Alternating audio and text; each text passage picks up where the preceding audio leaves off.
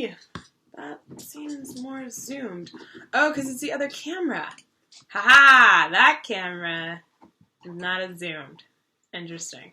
And we're live on the internet. Let me tweet.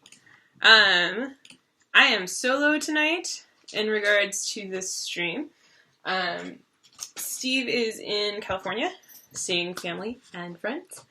And I am checking off all of the things that are like half undone. And one of them is sorting the rest of our Star Wars Destiny collection. We started sorting it into a binder last week, and we ran out of pages. So I had to go get more pages, and I got more pages. And so now I am sorting the rest of it into pages. Oh no! Not tissues.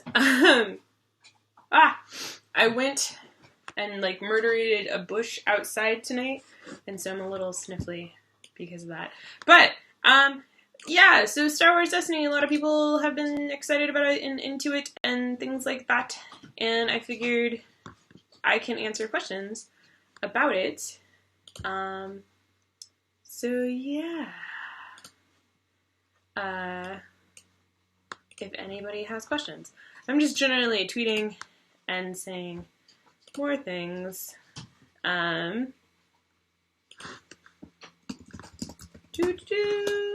Streaming about Star Wars Destiny, if anyone cares. Yeah, so I don't know if anybody is going to watch this or not.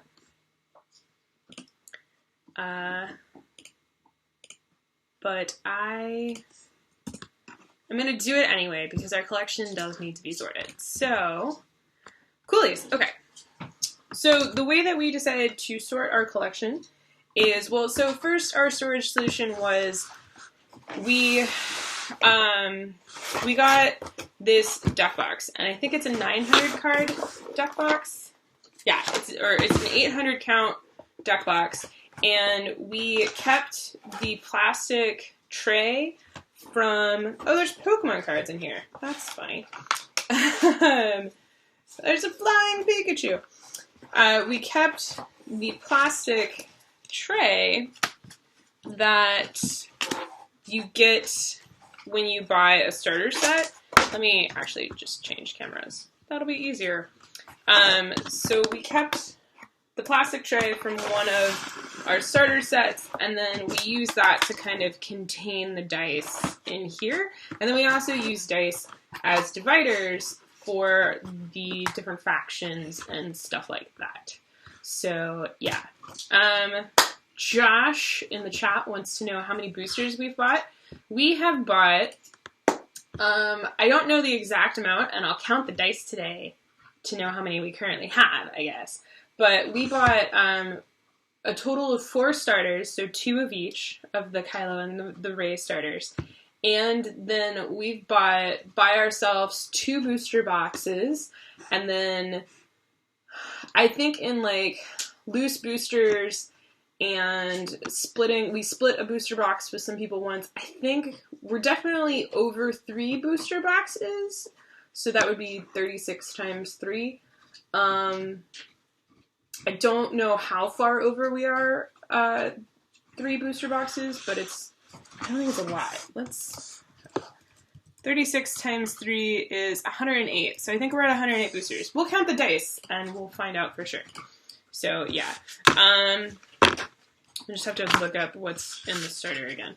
So, this was our original storage solution, and then for the decks, I designed these deck bags, and they hold 2 decks. Steve actually has 3 decks in his, plus tokens, plus stuff. And all of his decks are monochromatic.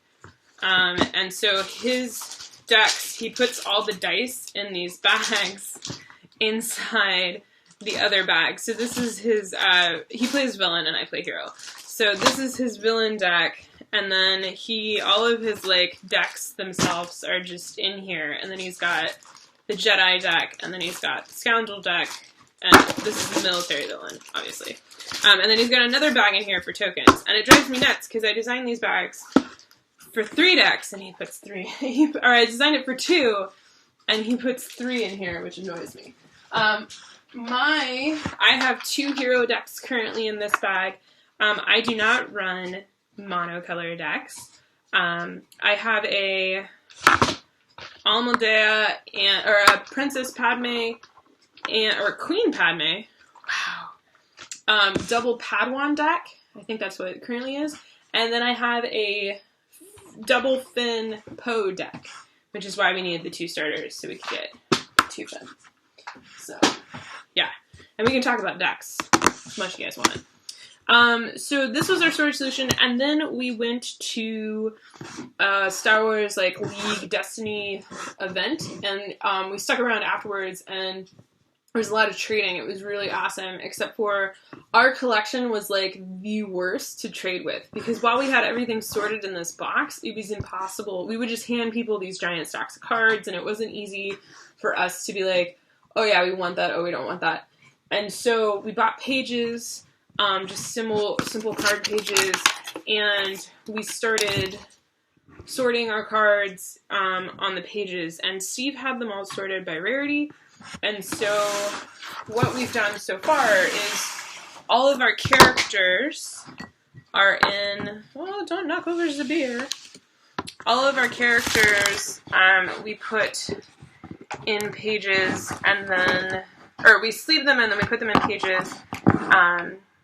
And then, so we did characters first, so these are all characters, and then we do by type, so these are villain blue cards, these are all of our villain blue cards, including any commons. These are red villain, including any commons, yellow villain, and then neutral villain, and then we start getting into hero cards, where we do a similar thing, where we put all of them in, regardless of rarity. And what we've done is we put maximum 4 of each type of card in here. So we have, for example, 4 scavenges. If it's a common, or if it's a neutral card, we keep up to 6. But the idea behind that is we don't need, because there's 2 of us and we're building decks for hero and villain separately and stuff like that, we figured we don't need more than 4 copies of a card, considering the limitations of the game, because that means we can have that card in at least 2 decks if we have 4 copies. So, yeah, and with deck lists and stuff, we can always take it apart and things like that. So, we have a stack of cards, which is all of our unnecessary dupes and things that we are willing to trade. And there's only 1 rare in here, it's Ray's Staff. Oh, Steve's calling me right now. Hi, Steve. I'm live on the internet. What's up? I don't actually have a Marriott card. Oh, we never gave that to you. Yeah. Okay. Can they not put it on the card? There's no card on the file when they booked it? No, they wasn't. And I gave them my pizza, and then I said, can I change it? And he said, we can't change it, but I haven't lost it yet. No, that's fine. Also, the internet says hello. Salsa Rocket says hi. Hi, Internet. He says hi, internet. I didn't get any insurance or anything, but... That's fine. You'll still have some on that card. It won't be as good, but that'll be fine. Just be super careful. Yeah. Hey, I just wanted to let you know. Yeah, we need to get Okay. Alright. I'm gonna go back to the... Okay. Love you too. Bye. He says hi, and then he says bye. And he said, love you, internet. So, I don't know if that was meant for you or not, but, yeah. So, yeah. So, this is, this stack is our sorted stack of everything that we have beyond the 4 of every card that we're keeping. And it's mostly uncommons and commons. We have 1 rare, like I said. But... we're totally comfortable just giving these away or trading these or whatever. Salsa Rocket wanted to know, do you tend to bring all of your stuff to events?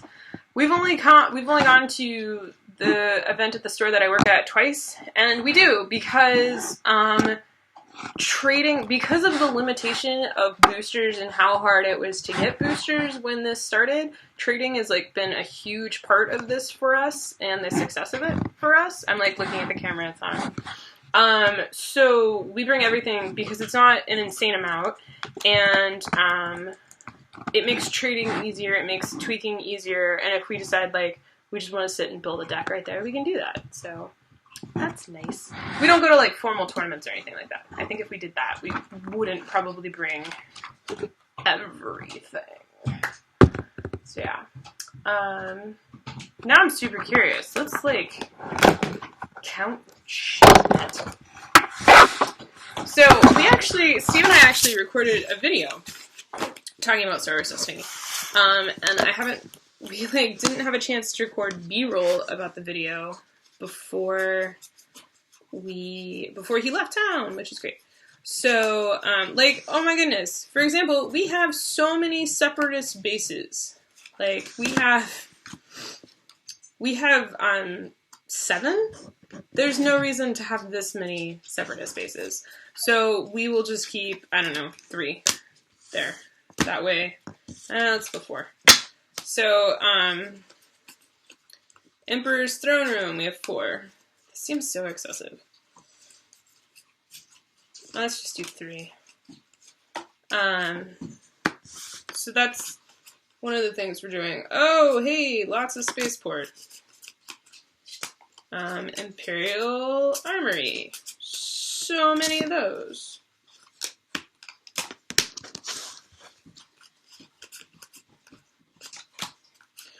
One of the other reasons why we bring stuff is there was a guy at the event and he only had a starter and he had gotten like 4 boosters or something, so what he could build was really limited. And so we just we like asked him what color deck he wanted to build, and he told us yellow villain, and so we gave him 2 of every yellow villain card that we had beyond bees. So we gave him like a stack of cards that was pretty sizable. And that made him better able to play the game and get into it, which is, like, super important in my opinion, especially considering the rarity of all the cards and stuff. So, yeah. So I guess I'll just do pages and stuff. I don't know if anybody has more questions. Could have sworn we already had Force or Hero Yellow sorted. Oh, these are all neutrals. Let's do Hero.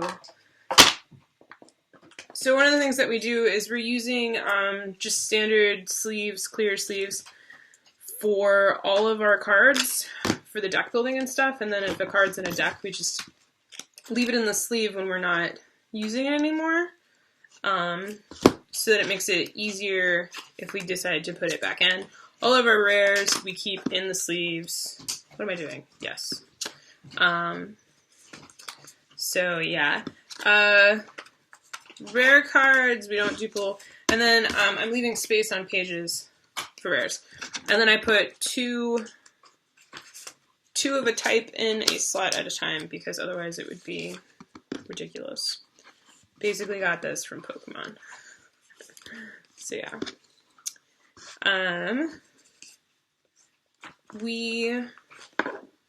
It's really interesting. Steve has decided that he wants to build... Cat, you can't come in here right now.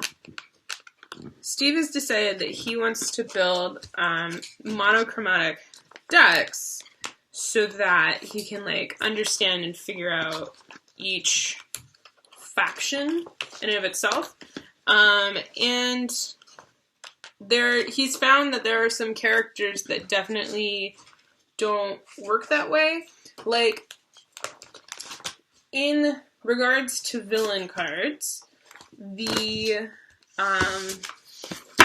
it's the same way in the hero too. The yellow is all about mixing it up and going against the norm and kind of like screwing your opponent, but it's all about doing disrupts and manipulation of cards and various things like that. So he first built a solid yellow deck, and it did nothing. Like, it was really hard for him to do any damage, but it wasn't consistent enough in, like, disrupting me or doing milling, like, so making me discard cards. It wasn't consistent in anything it did because it dabbled in everything, which a lot of yellow cards do. And so it wasn't until he got Crime Lord? Or, no, it wasn't until he got 2 Djangos, so he did a Django Jabba, that he was able to start getting it so it was actually doing something consistently and in a way that was strategic, I guess. Because his original deck was just a I'm going to mess with you in various ways deck, but it didn't really do anything aside from slow me down. Like, it wasn't significant enough to slow me down. His military deck does a ton of damage. It's insane, but it's also easier for me to throw monkey wrenches into it because of I can do various things to get him to discard key dice and things like that. So, yeah. Also, you entirely need to get into this game, Alex Eddie, because it's awesome. We really, really dig it. As is evidenced by the massive amount of cards we have. So, yeah. It's an interesting game, and I feel like I'm going to be repeating a lot of what will be in the edited video that I make, hopefully this week or next. Probably a little bit of both. Where it's really straightforward to learn. On your turn, you take an action. And the actions that you take are really small. It's maybe towards the end of the game that you can see those, like, massive chaining turns where you do, like, a whole bunch of stuff. But for the most part, you're doing, like, one thing. And it really does feel like tennis or ping pong, where you're just really, quickly back and forthing. Which I really like, because in games like Pokemon or Netrunner or Magic, the downtime of a player's turn is really significant because you're setting up these massive combos or activating these massive chains. But you can activate and build chains in this game, but they're not as big, and it takes basically the entire game to do it. So you'll have maybe 1, maybe 2 turns towards the end that are those massive domino effect chaining turns. Salsa Rocket asks, what is it about building decks that you enjoy? I enjoy trying different strategies. And the thing with this game is that it's 30 card decks. There's no messing around with that number. It's 30 on the dot. And you can have maximum 2 of each type of card in the deck. So what you have in your deck has to be significant. Every single card has to have a purpose, and it has to work towards your main strategy.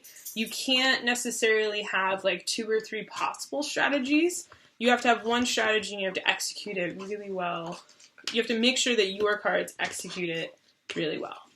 And so I really like that this game is that clean, and it's that clean right off the bat.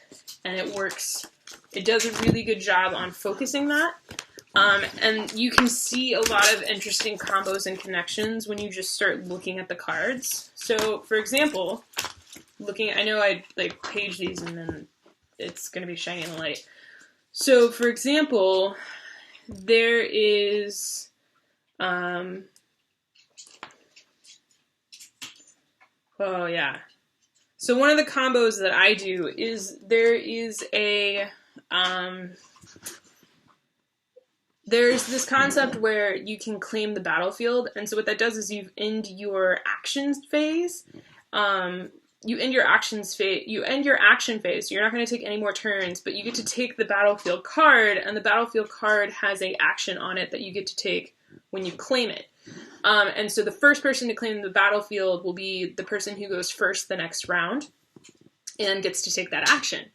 And so if at the start of the game you roll off dice to see whose battlefield is in play, because you get to pick, basically whoever wins the roll off gets to pick if they're defending, so they'll go second, or if they're going first. And if you go first, you get your battlefield. You're playing with your battlefield, because every player brings a battlefield with their deck, and only one battlefield. So if your battlefield that you've picked is crucial to your strategy, which I built a deck basically around that, you want to have a lot of cards in your deck that help get either your battlefield back if it wasn't the one picked, or allow you to take the battlefield action without actually ending your action phase. So my Amadea deck, or I always say her name right, my Padme deck, which is a mill deck. Let's see if we can get this looking right. So it's a Padme Amidala with 2 Padawans. And the thing that I have is each opponent discards the top 2 cards of their deck. And so this entire deck's strategy is about making the opponent run out of cards. Because if at the beginning of a round an opponent is completely out of cards in their hand and in their deck, you win. And Amadea's main power is discard the top of an opponent's deck or spend 1 resource, which is basically money, to discard the top 2 cards of an opponent's deck. And she's got a symbol that will discard 1 card from their hand. So all of the cards in this deck have to be about milling cards. Everything in this deck either has to be about getting powers or cards out that will let me mill, or is about milling. So the Jedi Council support... So you put this into play and then it's active and you can like tap it, exhaust it, tap it to use it once around. Exhaust this support to look at the top 2 cards of a player's deck. Discard 1 and force them to draw the other. So this is another way to get them to go through their deck faster. Alex Edding, how much do you have to tend to fight against the dice rolls? Not that often, actually. Dice rolling is kind of minimal. Most of the cards in this deck aren't dice-based. There's only a handful, like 5 or 6. One of them that's really important is Cunning. So Cunning is awesome when tied with Amadea because it allows me to use her ability without using her die. So if I can get a special on Cunning and she's still around, I can do her discard ability. But, like, that's not a die card, that's not a die card. This is just about, I have cards that are about keeping Padme alive, because Padme needs to be kept alive to use her discard ability. This one, spot a blue character, so if one of my Padawans is alive, I can turn a die to any side I want. So this is super helpful, and it's cheap. Yoda is awesome. The only reason I have as many dice in this deck as I do, and I actually need more dice, but it's hard because not a lot of dice cards work for the deck that I'm building. But the only reason I have some of these cards that have dice is because of this card, which is remove any number of your dice. Then discard cards from the top of an opponent's deck equal to the number of dice you just removed. So if I have all of my dice cards in play, which I've only pulled off once, and it was amazing. If I have all of my dice cards in play, which I only have, including my characters, I only have 3, 4, I have 8 dice cards. So if all those in play, and I play Patience, I just discarded 8 of 30 cards off my opponent's deck, and I have that card twice. So it's one of those things where every card in your deck has to work towards getting the achievement or whatever it is you're trying to do. So if your deck's about doing melee damage, you want to make sure your cards are about melee damage. And you can have a few cards in there that help block and subvert your opponent. But for the most part, because you can always reroll your dice by discarding a card, or there are lots of cards and abilities that allow you to set a die to whatever you want, you're not really fighting the dice so much. It's nothing like Dice Masters in that regard, where Dice Masters is extremely dependent on the dice, and there's nothing you can do to mitigate. Like, what you roll is what you roll, and you have to use that unless you have a card that uses an ability. This is primarily a card game with dice to support it. Dice Masters is primarily a dice game with cards to support it. So it's kind of a flip. But yeah, so each player draws 2 cards. Like, I don't necessarily care when I play if I'm drawing cards, but this gets the opponent to draw cards, so that's great. This one, I just have this to keep Padme alive, and then also it's another die for using patience. This one's great. It keeps Padme alive if she's going to be one-shotted. Yeah. This lets me, after I play this upgrade, I can reroll. Not as big a deal. I just have it there for the dice, mostly. This card, you play it, and it's free. You play it, you reroll a die, and then you get to take an additional action afterwards. This one, I can take a blue event from my discard pile, put it back in my hand. So that awesome patience card, which allows me to discard people's cards, I get that back. And then close quarters assault, gotta love Chewbacca. Count the number of dice you have showing melee damage. Discard that many random cards from an opponent's hand. And so I only have 3 dice that show melee damage on them. And so that one doesn't happen it's not extremely useful, but discarding any number of cards from people's hands is helpful. And if nothing else, it's a card I can always discard to reroll. So, yeah. Salsa Rocket wants to know how long it takes to build a deck. It really depends on how many cards you have and if you already have a plan in mind. So, for example, I've been wanting to build a Force deck that uses either like Luke and Rey, or maybe Han Solo or Leia. So we could build a deck today if you guys wanted. I haven't gotten all the cards and pages yet, but could do that live on camera. I'd be down. So yeah, but it's an interesting one because I saw somebody on Twitter was complaining that because of the availability of the game and like how many cards you need to get into it, it's not worth it. And I don't necessarily agree with that. Like, I've played not a lot of CCGs. I'm into Pokemon again now because I basically do it for work. And I didn't really get into Magic, but I dabbled slightly. But it's one of those things where if you're serious about, we have so many raised stops, it's ridiculous. And BB-8s. We have so many BB-8s. So many BB-8s.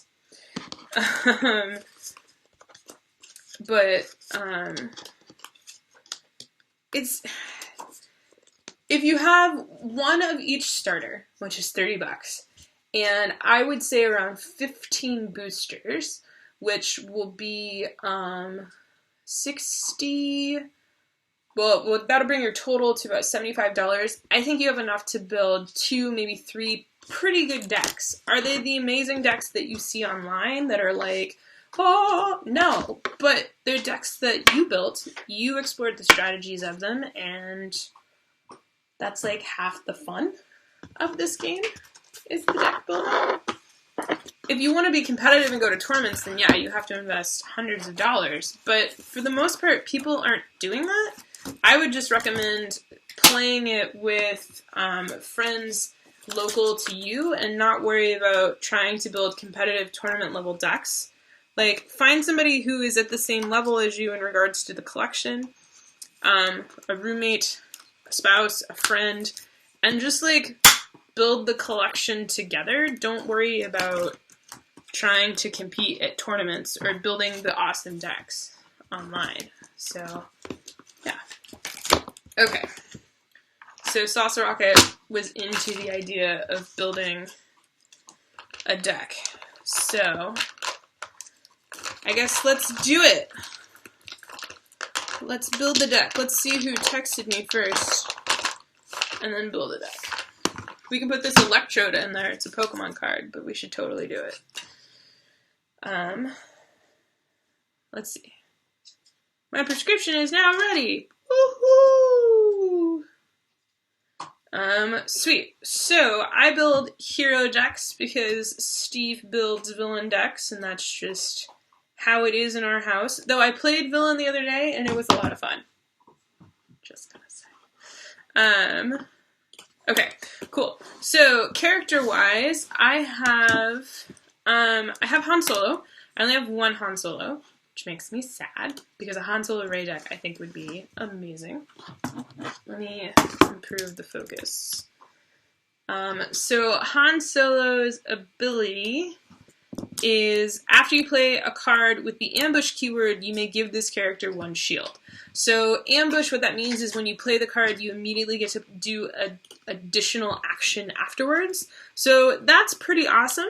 He does a little bit of disruption, and he does range damage for the most part. His health is 10. The problem with Han Solo is when you build a deck, you are limited to 30 cards and 30 points. So your characters don't count towards the quantity of cards, but you can only have 30 points worth of characters. And in the bottom left corner of the character cards, there are numbers, and that is how many points that character is worth. You can have up to 2 of each unique character. So that means I would have 1 Han Solo card, but I could have 2 of his dice on that card. Non-unique characters, you can have as many of as you want, and they each will have their own card and their own die. So when you have its own card, that means you're adding health. So if I had 2 Han Solo dice, he would not have more health. He would just have 2 dice, which would make him slightly more effective, but yeah. Anyway, Han Solo, the problem with Han Solo is 1, I only have 1 of him, and 2, he's expensive. He is 14 points for 1 die and 18 points for 2 dice. I also have a whole bunch of hired guns, which are the yellow non-unique character in the hero world. They are 8 points. They have range damage, but all of their range damage costs money. So you have to pay a resource to use it. That's all they do. Their health is 9. Then I have Amadea. Again, we have extras of her. Actually, no, that's the card for the one that's dies, and I have 2 Amadea dice. So we can't use her. And same with this Finn, as this Finn is also being used currently. So there we go. Then I have a Luke Skywalker in the Force Realm. Luke's ability, he's got some melee stuff going on, which is pretty good. He has a focus, which allows him to set a die to any type. And after you activate this character, draw a card. It's pretty good. I'm always for drawing cards. His ability, while awesome, he's expensive. He's 15 points for 1 die, 20 points for 2. The blue non-unique character is a Padawan. She's got melee damage, which is actually 3 of her sides are melee damage. Not bad. Not amazing. She's only got 7 health. She's worth 8 points. Then there's Qui-Gon Jinn. We have 2 of him. He has some melee damage, some shields, which allow him to be protected from damage, any type. And his ability is, before this character gains 1 or more shields, you may remove his... Before this character gains 1 or more shields, you may remove 1 of his shields to do 1 damage to a character. So, a lot of Qui-Gon Jinn decks that I've seen out there, they have a lot of stuff about getting shields onto him, so that when he rolls, he adds a shield, and then you take off a shield and do a damage. Which can be really helpful as like a free damage action, essentially. Then we have Reys. We have 2 Reys. They're not in any decks right now. Rey is interesting. Rey only has 1 die side that actually does damage herself. Her other side is support damage, so it buffers damage that somebody else is doing. She also has an ability which is pretty sweet, which is after you play an upgrade on this character, you may take 1 additional action. So when you put an item on her, you get to take another action, which is really awesome. Rey is 9 points for 1, 12 for 2. Sorry, Qui-Gon is 13 for 1, 17 for 2. So we could do a single Han double Rey deck, which would not be super bad. I really think the deck apparently the deck online is the double Han single Rey. That's apparently an amazing combo. We don't have a double Han. So we could build a double Rey single Han, but I don't think it would have nearly the same effect without Han's 2 dice with the 2 sides that are range damage. Then, as far as the red military heroes go, I have Admiral Akbar. After an opponent plays or discards the last card from their hand, they choose and deal 2 damage to one of their characters.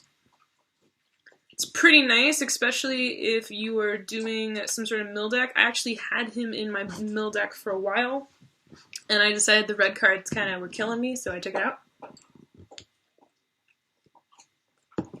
Then we have Leia. Her action, I can actually do a return, which is remove this die to reroll up to 2 of your dice.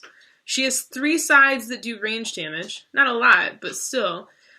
She also focuses and helps give stuff, and she's 12 points for a single, 16 for a double, 11 health. Not bad. The Rebel Trooper, which is the non-unique red, it's got 2 sides which are range damage, 1 side which is supporting range damage. Then it has the Guardian keyword. Before you activate this character, you may resolve an opponent's die showing damage against it. So basically, you make him fire or jump on a lightsaber. Fire somebody's gun at him or jump on a lightsaber. So he's really helpful in keeping main characters that you want around to be alive. It's 8 points to put him in a deck. So, yeah. It's interesting. I could do a double Leia single Han deck. That would bring me to 30 points exactly. I would have a lot of range damage available on the character dice. Yeah, let's try that. Alright, we're going to do a single Han, double Leia.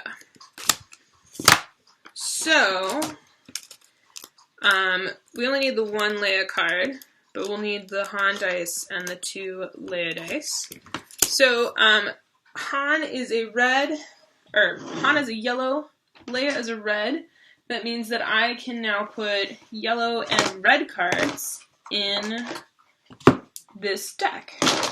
I can also always put neutral cards, which are gray, in any deck. So, let me find Han and Leia. There's 1 Leia. 2 Leias. And a Han. Awesome. Okay.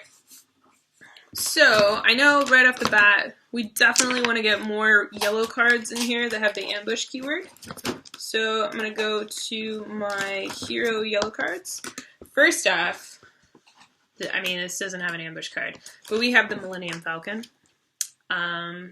So that's awesome. So, if I can put the Millennium Falcon in play, which is a tough one, I can play a yellow event from my discard pile or hand for free. It's got a lot of range damage on it. It's pretty sweet. The problem is it's also really expensive. So I'm going to pull that out just in case. We also have Infiltrate, which allows me to reroll up to 2 of an opponent's dice. It's super cheap at 1, so that's a good one to put in. I also have 2 DL-44 Heavy Blaster pistols, which have the ambush keyword, which is nice. So, it also adds some range damage. It's a little expensive at 3, but we'll put 2 in for now. We'll see about it. Okay. Shoot first. It's extremely important to have in a Han deck, if we're honest. It allows us to resolve 1 of our yellow dice showing range damage, then remove an opponent's dice showing range damage, because we shot first. And pull out 2 of those. Play the Odds is an interesting one. It's an action. I can exhaust this support to reroll 1 of my yellow dice, which can be very helpful. So, because Han deck's going to be kind of expensive, I have a feeling, So I think we're going to put that in there. We have a smuggling card, which spot a yellow character and discard a card from your hand to gain a resource. Depending on how broke we are, that could be helpful.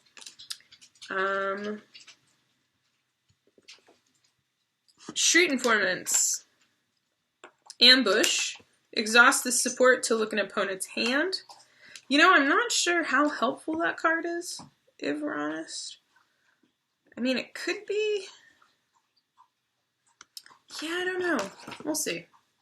I also draw attention, move 2 damage from any one of your characters to another, ignoring shields.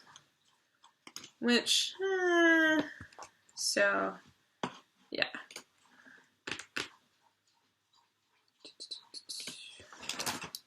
Then, if we go into my red area, I have a black 1. I was going to put that in my other deck.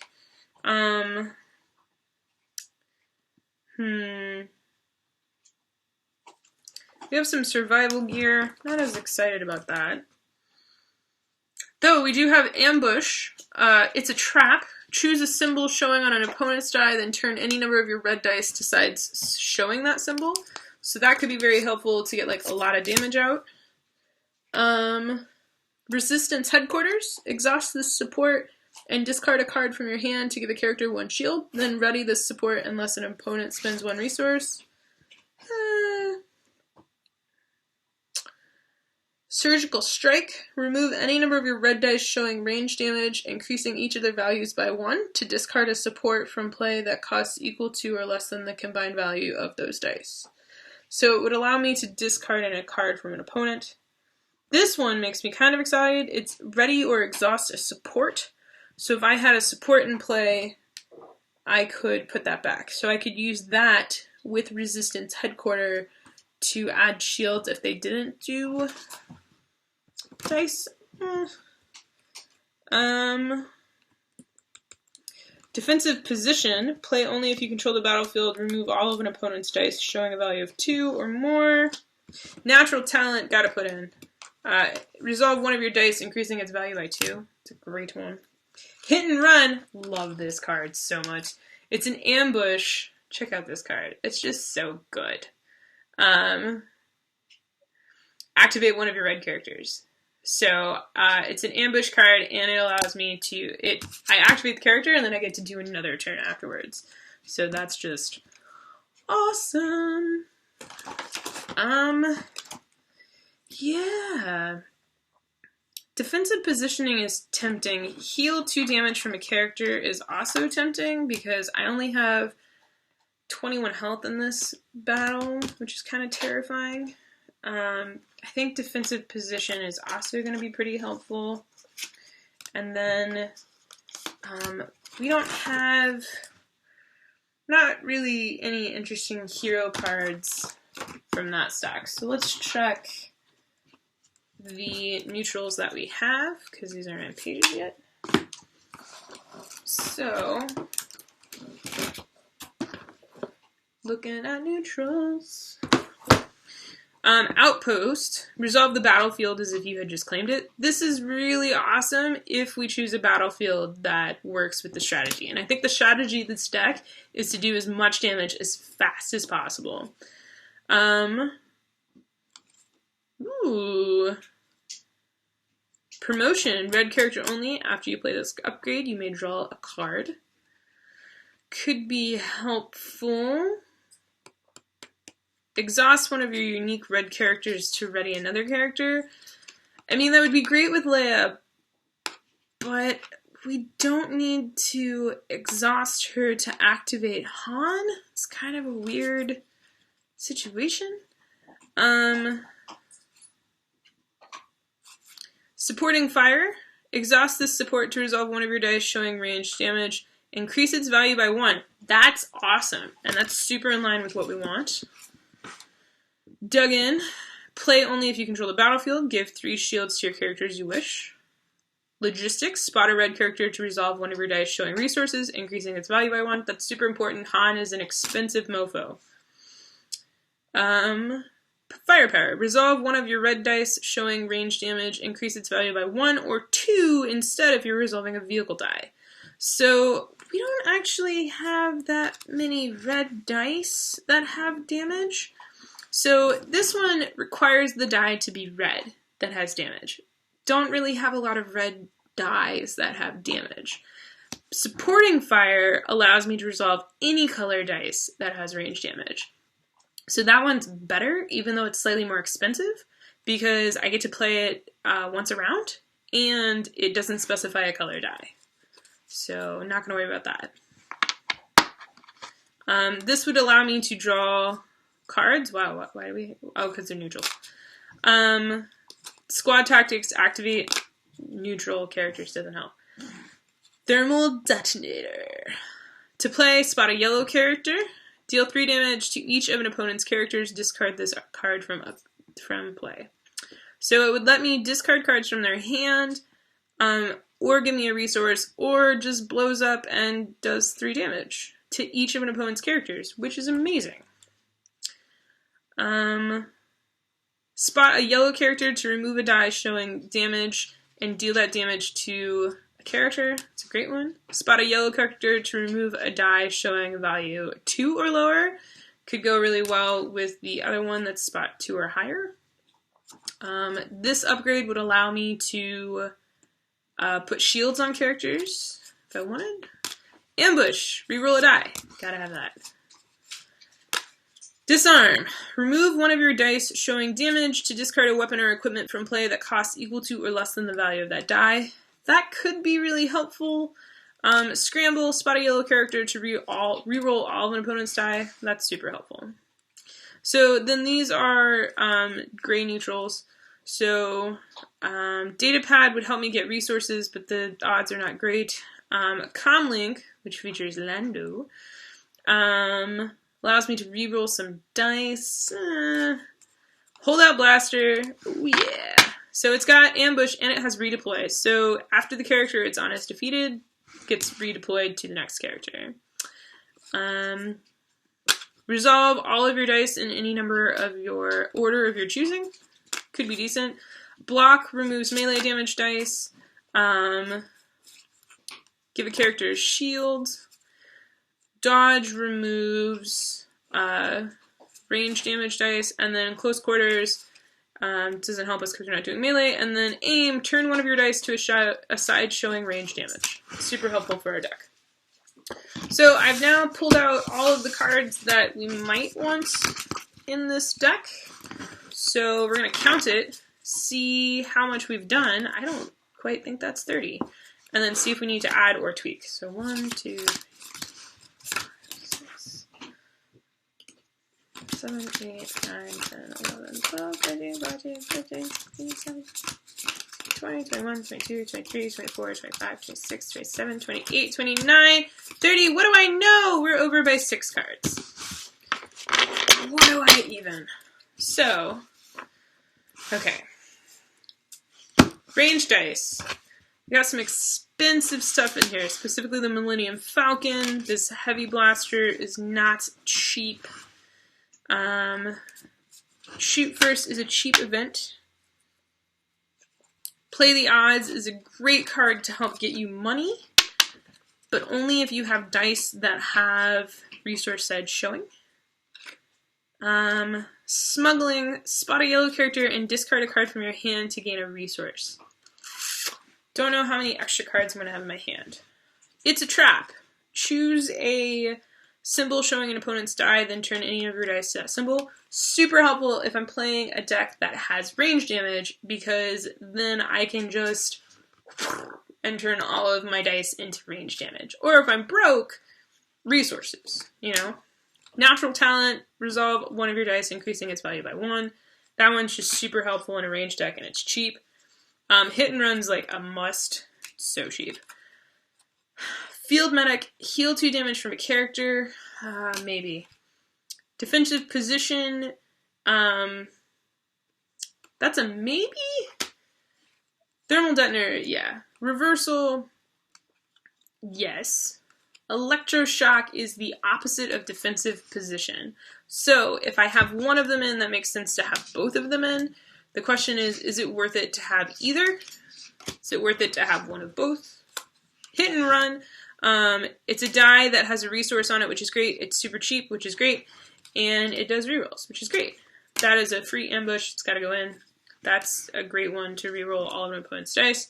The Holdout Blaster adds a resource, adds some damage, has the ambush keyword. It was made for Han.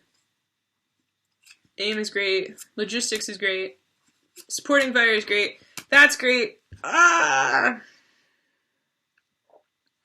think I'm going to take out these two, or these four.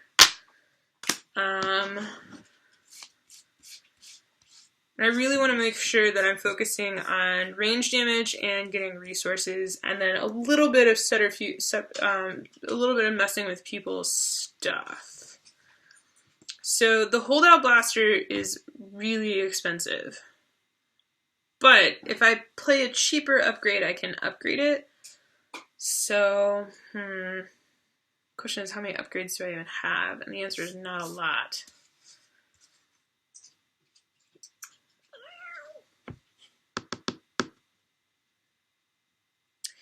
Considering, I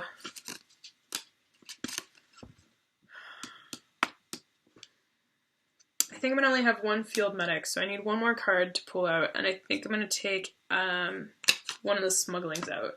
So that should put me right at 30. And now I'm sad I have no one to play with to test this out. It's the problem with deck building. Unless anybody wants to play via the internet, I'd be down.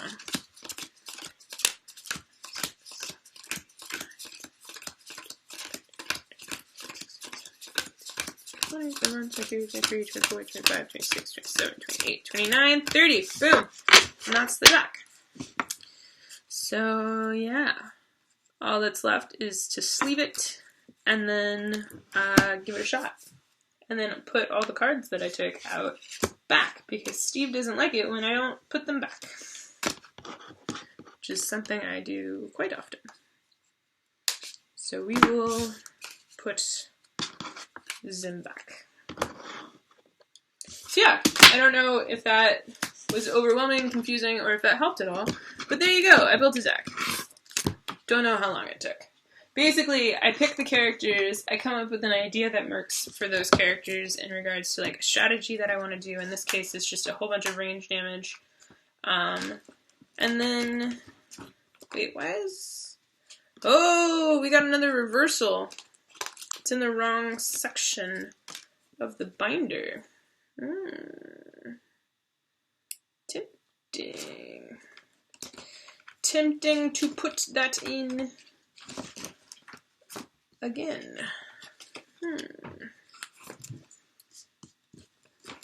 I will not. I will keep what I have. But it's an idea for if I need to tweak something I could do to tweak. Yeah. So I don't know if I lost people. The problem with this new streaming thing that I do is I don't actually see how many people are watching at any given time. So I could just be alone. I don't know. It's fine if I am. So, there we go. Built a deck. Now I'm bummed that I can't play it. So, yeah. But, what I would recommend, like I said, for anybody that wants to get into this game, just buy the starter, buy one of each starter, and play it with somebody. And see if you like how it played from a starter standpoint. If you do like how it plays, go back and buy boosters. There's enough cards in the starters that are neutral and would make sense to be in both decks that you could easily just, with those two starters, kind of like hodgepodge them together to get an official 30-card deck, because the starters are only 20-card decks. So, yeah. You could do that, you could decide if you like it, you could build a hodgepodge deck between the two starters if you can't get boosters, and then you could get boosters. Boosters are starting to become more available. I know some stores got some recently. They're going to do, they're like rushing the print run as fast as they can. The next set is coming out in March. But yeah, I've seen starters around, I've seen boosters around. I don't know why the starters are only 20 cards. My guess is to make it a lot more digestible. With 20 cards for your first game, it makes the game a little faster. It makes it easier to look through and like keep in your head what you have card-wise and what would be possible throughout the game. And it's also a way to force people to buy boosters and stuff. So probably a part of it as well. So yeah.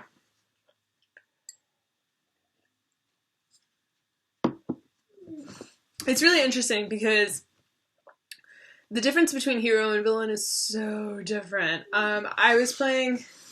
Cena's crying at the door. Daddy's not coming home. I'm sorry, baby. I was playing villain. Steve and I did like this weird draft thing where we went and bought 6 boosters each. So we had 12 boosters. We opened them. We decided who was going to play what. So I decided I was going to play villain. So we gave him all the hero cards, and I took all the villain cards.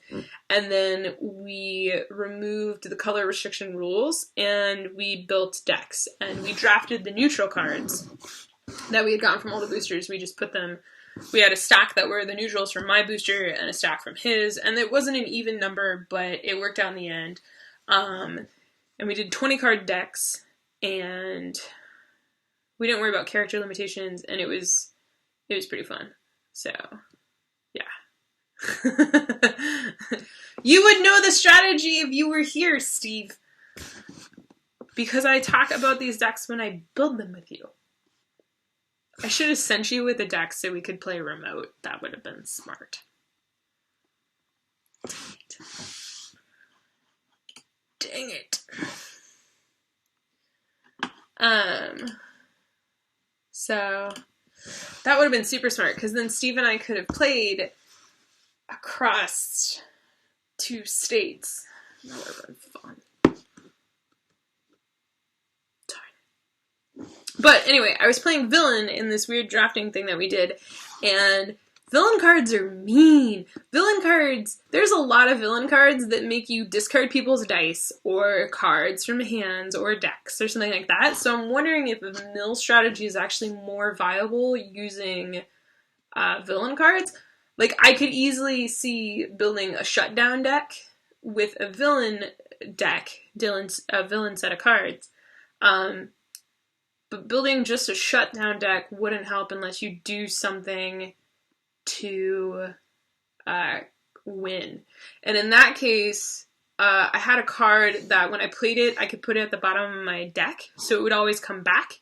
So you could build it where you have 2 of those, and you depend on them to continually screw with your opponent and shut down your opponent with your characters and upgrades, so that you make them deck themselves, where you make them essentially run out of cards on their own, which could be interesting. So, yeah. Could try that. Yeah. But, ooh, I was gonna count dice. Hey, Steve, you still watching? Look up how many dice are in each of the starters. I think it's 9, but I'm gonna count the dice to see how horrible we are in this investment. And we'll just... I've wanted to sort these dice for a while anyway, so it's fine. I'm just going to count all the dice once I sort them by color. And then we'll subtract our 4 starters that we did. So, yes. I'll put my dice right now. So one thing that I would do also is any dice, or any cards that I put into that deck that had dice, I would pull out those dice, if I could remember them, which I can't right now, and put them aside so that it was easier to play and / take this deck with me when I need to play.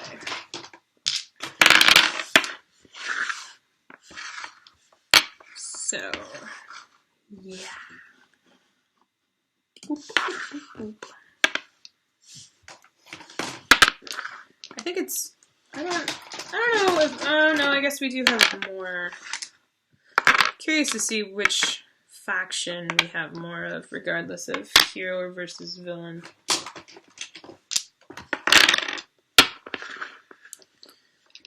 Interesting to see. Pretty sure the boosters, the starter decks, only have 9 dice in them. And I don't think Steve. I think Steve saying Night Owl was him leading.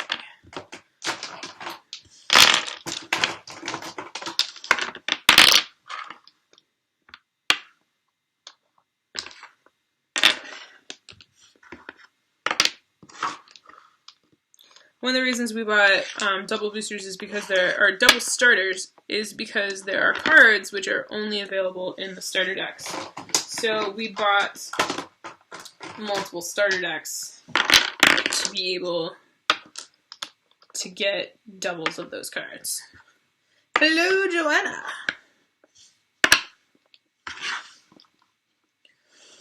I will say we have traded away some dice and character cards. And I don't know if we got dice and character cards back for them, so we might have less dice or more dice than the actual quantity of boosters that we bought, but it wouldn't be off by like a lot if we were off. So that is all of our dice. And yeah, so this is a 4x5, so it's 23 blue, 21 yellow, 22 red, so, and this is 15 of these. Oh, hey! And we also have more dice in here. So, on the table, we have 23 plus 22 plus 21 plus 15. So we have 81 dice on the table. And then we have more dice in all of our dice bags from decks. Joanna, you're so horrible. You're late for everything. You're not horrible. That's good. So I'm just gonna, I don't want to like mix these up and make my life even harder. So I'm just gonna count them over here. So in this bag I have 5, 10, so that's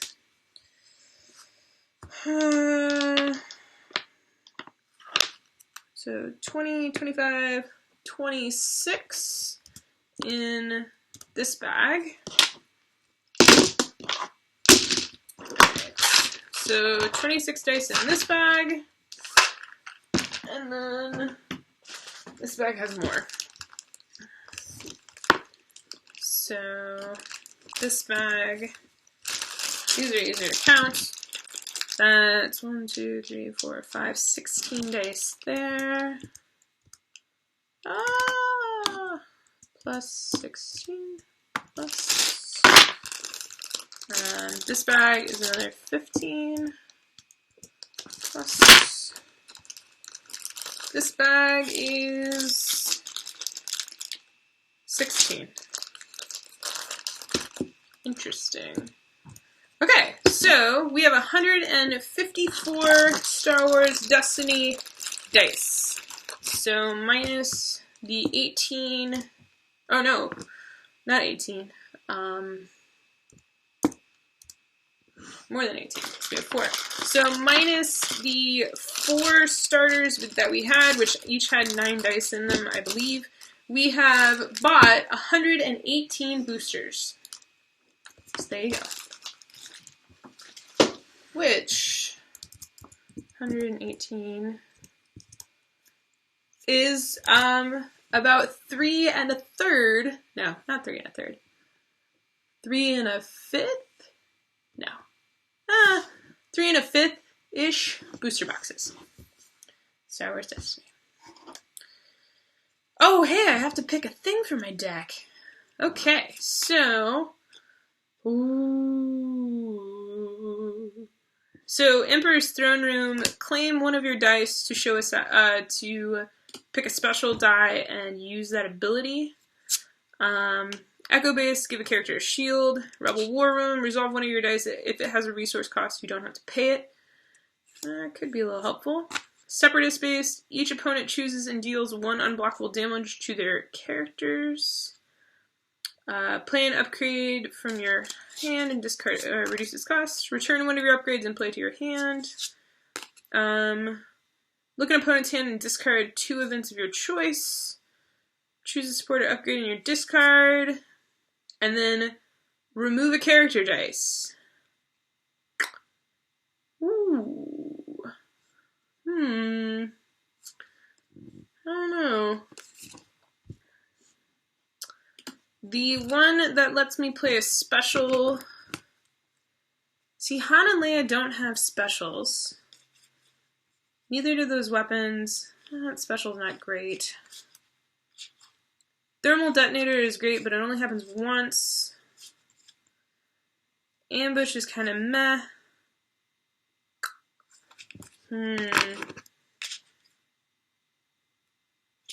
Millennium Falcon special is pretty good, though I will say getting a thing out of my discard would be super helpful, because if I can get something out of my discard, I can get the Thermal Detonator back. And it's an upgrade. So we're going to do that. We're going to do Starship Graveyard to get an event or upgrade out of my discard. So there we go. Alright, now that deck is really done. And I'm going to figure out how to sort these dice. I think we'll do the blue dice. There. Yeah. Anyway. Does anybody have any more questions about stuff? No worries about missing Tuesday. It was awesome. We played Russian Railroads. John kicked our butts. We also, thanks to, was it Salsa Rocket, came up with Trainuary, which is a month of playing games about trains.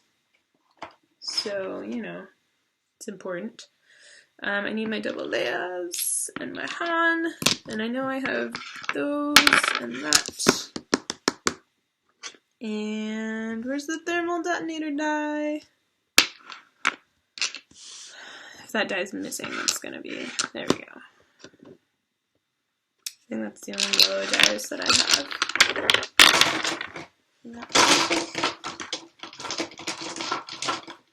Okay, and then I have 2 outposts.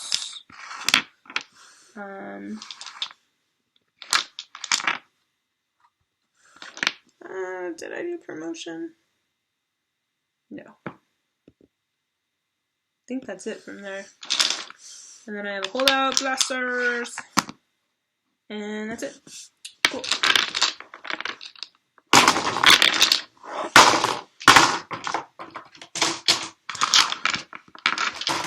Is it possible to have a good time with the 2 starters and a handful of boosters? I'd love to go all out for Destiny, but I have a butt ton of Dice Masters and I can't convince myself to crazy for both.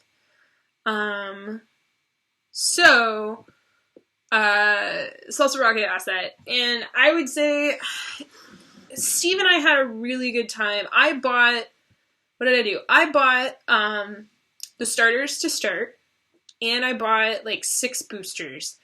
And we played it and we had a lot of fun. And then we immediately went out and bought more boosters. So, I think one of the most interesting things about this game is the deck building aspect, because it's so accessible.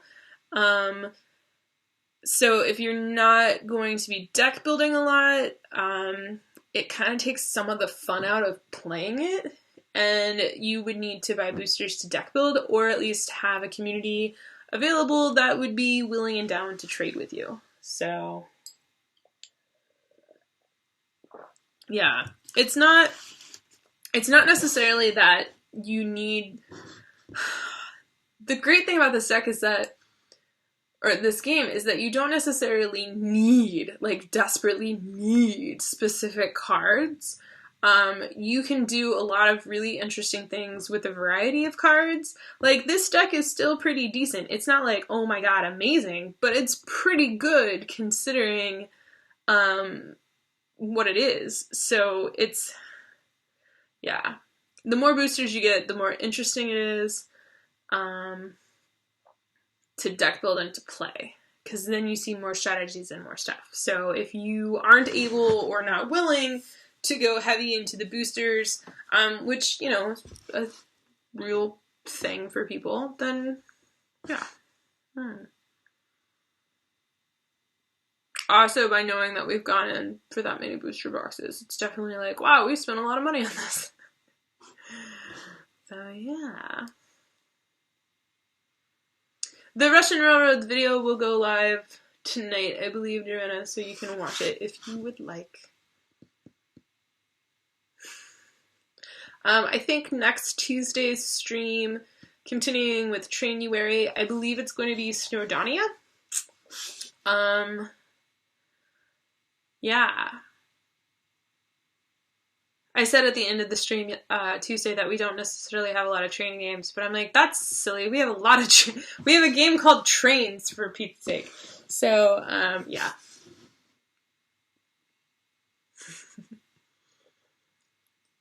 But I think next week's going to be Trainuary, or it is Trainuary.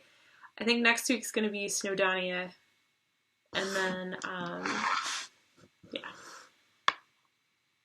Don't know what else. But it's kind of funny, like, for not being a massive Star Wars fan, I mean, I like Star Wars, it's good, it's fine. I'm not, like, a Star Wars person. I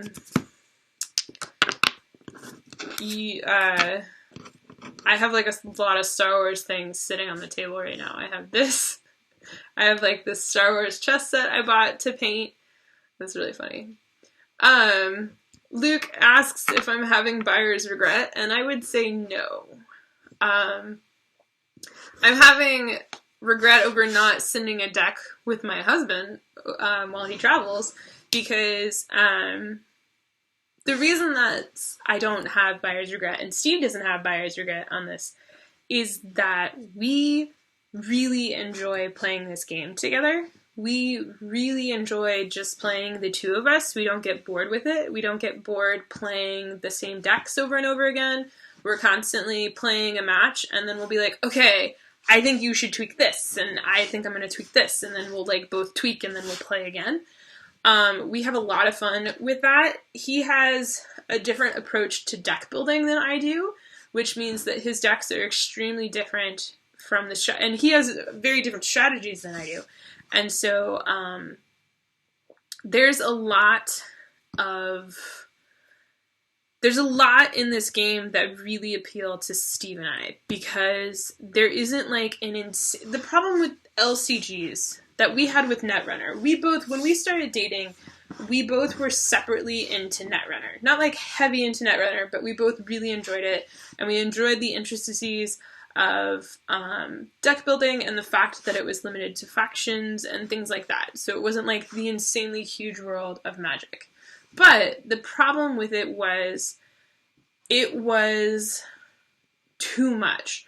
Within 6 months, it was just too many cards, and there were too many things that we could do in different combinations, because while there were factions, you could put cards from other factions into the ones, and there was combos, and the gameplay wasn't so simplistic that I couldn't like bring Netrunner and teach somebody. Like, we were traveling, and we just brought Destiny with us, and we taught a bunch of Steve's friends how to play, and we played, and they got it, and they understood halfway through the game, and they were on their own. Can't really do that with Netrunner. Like, there's a lot more depth in Netrunner just in the game itself, and then the cards take it even further. In Star Wars, in Star Wars Destiny, I feel like it's a nice balance between, it's like a mid-level CCG. There's not as many cards coming out. The card sets are not insanely huge, especially if you're looking at only playing Hero. You've already cut the card set in half for yourself. it's really, it's simpler. It reminds me a little bit of Pokemon in like, I'm building a grass deck or a psychic deck or something like that, or Magic where you're like, I'm going to build a plains deck or something like that. But the set is not as large because it's still new, and the set probably isn't going to get as large, and if it is, we're probably not going to play it that long. But we still have Netrunner cards and Netrunner decks. We only have one collection now. Well, actually, no, we still have both of our collections, but we were trying to get rid of one of them. But, like, this is a game that, like, with the exception of a couple cards that we can trade for or we can just buy, there's nothing that we desperately want or need for this. We have a lot of fun deck building. We have a lot of fun just sitting and twiddling with stuff. Like, we occupied ourselves for an hour and a half with 12 boosters. Or no, it was 2 hours. We spent 2 hours at a bar just playing with the 12 boosters we bought. And literally just the 12 boosters. And we made up our own, like, rules for drafting and played. So, yeah.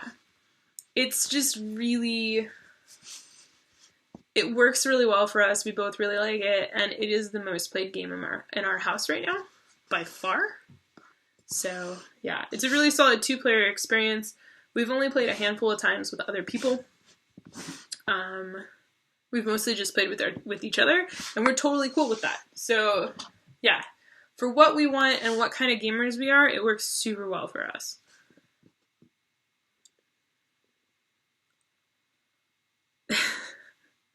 Steve just sent me a picture of myself on his friend's TV.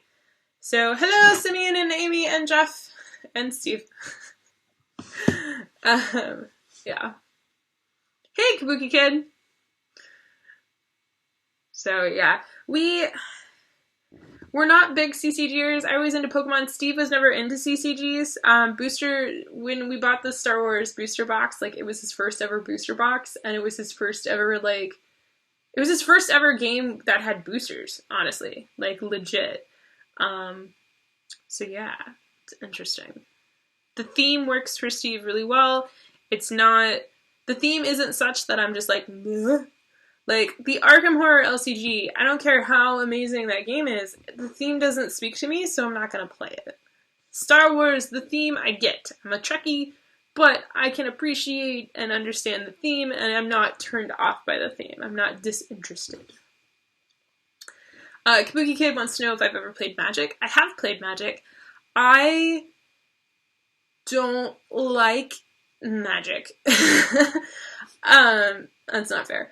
I have played Magic, and the most success I've ever had with Magic is when a friend and I buy a specific set of cards and we just play with that set of the cards. Because as soon as it becomes like the whole world of Magic is available, it's just not, it's too much to digest, it's too much to figure out, it's too much to buy into, and it's just not worth it for me.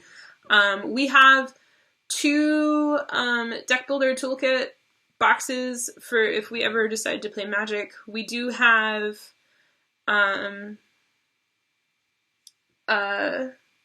all those like starter decks that you get at conventions. I have a bunch of those for if anybody ever like wants to be like, let's play Magic. I have some Magic decks, but yeah, it's just not, I'm not as into it because I just feel like the world is too big for it already. It's a lot harder to jump into. So, yeah. Luke wants to know, what is the game I am most excited about coming out this year? That is super tough because it's really hard for me to remember what games are coming out this year. It's really weird because when I go to Essen, the games that I get at Essen and that that I play at Essen are already available in Europe, and so when people like, it's so, I don't. Also, whether or not I know of titles that are coming out this early in the game, I don't. I think there's some titles that I'm interested in getting in the US market. Well, Steve is insanely excited for First Martians coming from Portal Games. He's over the moon excited about that. He pre-ordered one. I'm going to see if we can maybe get our copy a little early, and do a stream for you guys. So there's that. But he's insanely excited for that. I'm not as into co-ops. Robinson Crusoe was a lot of fun with you all, but like I'm just not typically a co-op person. And if I am a co-op person, I like how we played Robinson, where it's like we all kind of decided what to do at once. It wasn't like a turn thing. But I've had too many like bad alpha gamer experiences with co-ops. So Steve and I will play co-ops with Steve any day. But when we add in like another person, I get like, but he just loves those puzzly games. So that's the one he's excited about. I'm excited for the US release of Yokohama, coming from Tasty Minstrel Games. I am also excited to try Roundhouse, which is from a Taiwanese publisher. I can't remember the name. I am kicking myself for not picking it up or trying it at least at Essen, and so I'd like to try it. Find somebody that has a copy and try it. Let's see, what else am I'm trying to think of any buzz or anything that I've heard on certain titles. And I can't think of anything off the top of my head right now except for First Martians and Yokohama. I played Yokohama at Origins, and it was a blast. I had a lot of fun with it. I enjoyed it. And yeah, we backed it on Kickstarter. I'm excited to try that out, or to get it and play it again, and play it with Steve, because I think he'd like it. I'm excited about Herbaceous coming out. I played that a few times with Ed when he was in playtesting. And I didn't back it on Kickstarter because we're not really backing, and I was going to wait for it to be in stores. But I don't know if I can wait. So I might just order it direct from Ed. And yeah. Let's see. Oh, Kabuki Kid ordered Birds of a Feather yesterday. Yes! We love Birds of a Feather. Like, where is it? That... I will have you know, I recorded that review in July. That's how long it took me to finish editing it. So, yeah. Honshu will be coming from Renegade Games. We love Honshu. We love the out of Honshu. Honshu is amazing. If I could play a solo variant of Honshu, wait, doesn't it have solo rules? I would play it right now. Love Honshu. Doesn't it have solo? Does it have solo rules? I can't reach it. What else is Renegade's got some interesting stuff coming out. I know Stronghold picked up some interesting titles, which I really enjoyed at Essen. There was one in particular, Cottage Garden. Cottage Garden is supposed to have its third print run. It's going to go, I believe, to Stronghold Games, and it'll be coming out in March. We already have Cottage Garden, but we really enjoy it. I actually worked with the Spielweisen company, and I did the English rules narration for the tutorial video. So if you want to check it out, there's a playlist on my channel called Tiffany Teaches, and it's in there, so you can learn how to play Cottage Garden. Cottage Garden 2-player fired Patchwork for Steve and I. Patchwork is no longer in this house. So that's a thing. Which, now that I think about it, I might regret, because my mom really liked Patchwork. But I can always get her a copy, so, yeah. Oh, what else is big that was at Essen that's coming out? Can anybody think of stuff? Help me out. So the problem with going to Essen is I'm like, oh, that game's gonna come out this year. I already have Maduris. Love Maduris from Haba. I'm super excited for other people to be able to get it soon in the States. It's awesome. It's amazing. Really love Maduris. Luke wants to know, what is my go-to solo game? Stardew Valley. I don't play solo board games. Coffee Roaster, I think, is the first game that I played solo. I don't play solo games. I don't like luck stuff, and I don't have the interest to like set up Feast for Odin, and I'm really spoiled in that I married somebody who I love to play games with. So it's one of those things where it's like I much prefer playing games with people than I do playing the game, if that makes sense. So yeah, coffee roaster is still 100% in the collection. Yeah. Oh yeah, that's right there. It's in the case. It's in the glass case. Yeah. So if I want to play a game by myself, I play video games. So Stardew Valley, which I'm getting back into because Steve bought me this awesome guidebook that I love. And he left me his laptop so I could play Stardew Valley.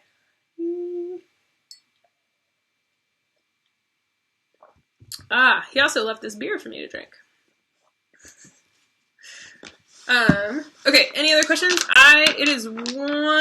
are an hour and a half into the stream almost, and I realized I forgot to turn the heater up when I got home, so I'm starting to freeze, and I want to go eat my dinner.